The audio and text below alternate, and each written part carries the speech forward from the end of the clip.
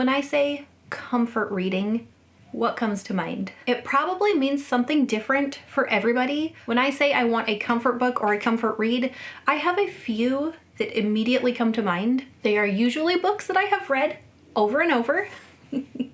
So I was planning on making this video about comfort reading, and then I watched Book Leo's video called Are Tropes on Book Talk Ruining Reading?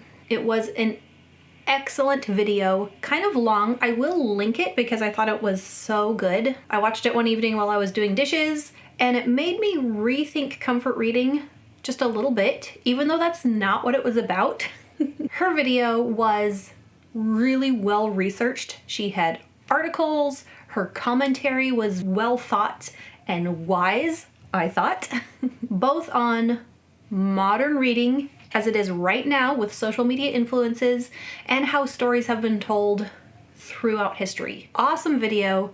I recommend it if you have 45 minutes-ish and you're looking for something bookish to watch. One of her main talking points was how often, especially on TikTok, books get recommended based on their tropes, and whether tropification of books is positive or negative. Some people have a really big problem with tropifying books. I think we're making up words here. She did not have a problem with it, and she goes really into depth about her thoughts on it. I will link it. Go watch it after this. But one of my takeaways as I was watching it was how this tropification is linked to comfort reading. And like I said at the beginning, comfort reading is going to mean something different for everybody. For me, I would describe it as something familiar. When I pick up a book to comfort read, I don't want a surprise. I don't necessarily want something new. I either want the same exact book that I have read 10 times already, or the familiarity of the story structure, the types of characters, or the tropes.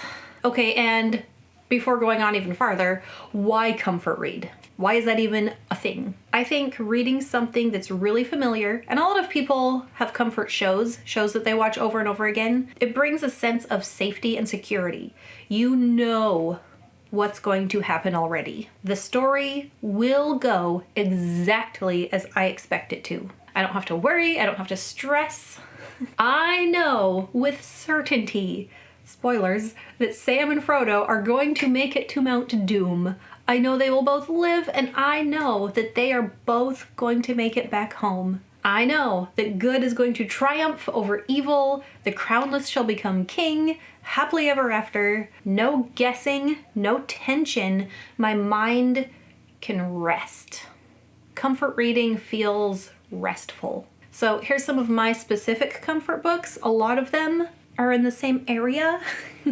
Basically the entire Narnia series, not all of them. I have my favorites amongst these that I've read many, many times. These are comfort reads for me.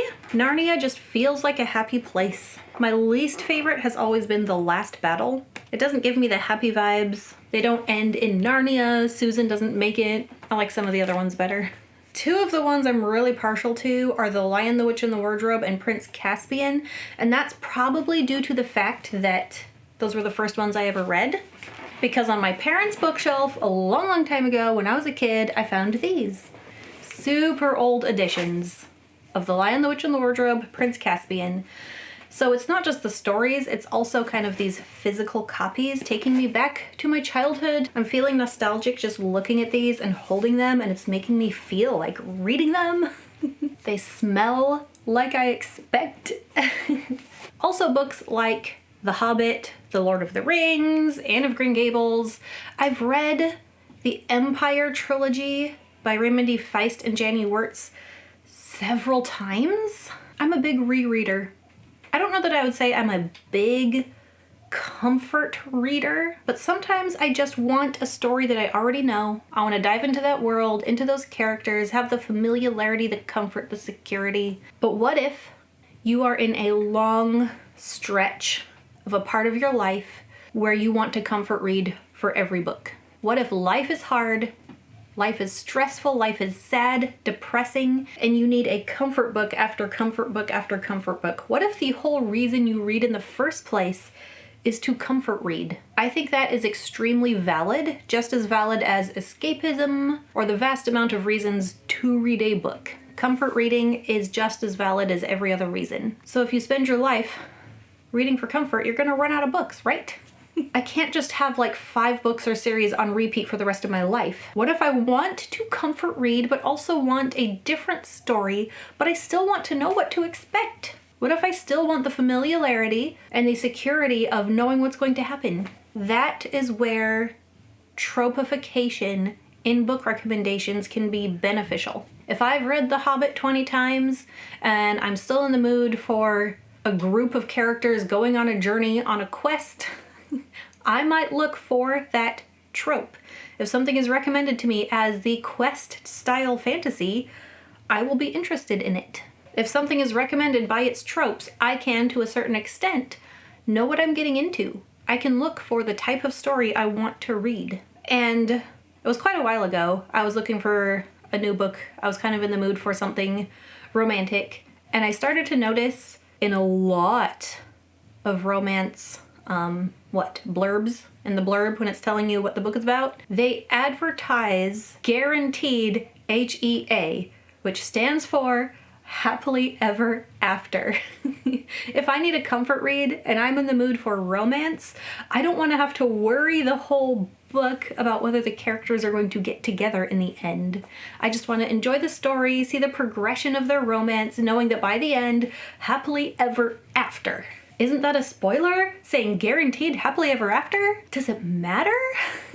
I don't know that it's any more of a spoiler in that situation than when you reread the same book. You already know what's going to happen. If someone were to recommend a book to me and say it has the quest trope, it has the wise wizard, and it has a happily ever after, I don't feel like I'm being spoiled. I feel like I can just rest in the story, not worry about the ending, know it's going to wrap up nicely, and then if I don't need a comfort read, I can read something a little more out of my wheelhouse, something that doesn't have to have anything guaranteed, something more adventurous for me. So in the comments, tell me what comfort reading means for you.